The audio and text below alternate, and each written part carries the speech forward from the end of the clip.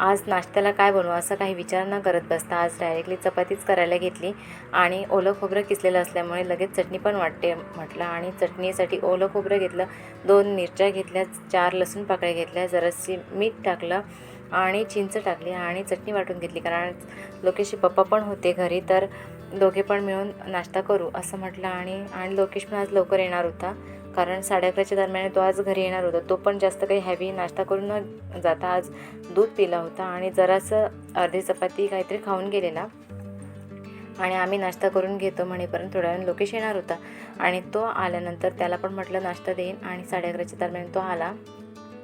आज तो लवकर आल्यामुळे आज मी जेवण पण लवकर बनवायला घेतलं, कारण तो ज्यावेळी लेट येतो त्यावेळी माझं जेवण पण लेट असतं. आणि कडधान्य वगैरे सगळं उकडून घेतलेलं, खोबरं भाजून घेतलं आणि लगेच आमटी फोडणीला दिली.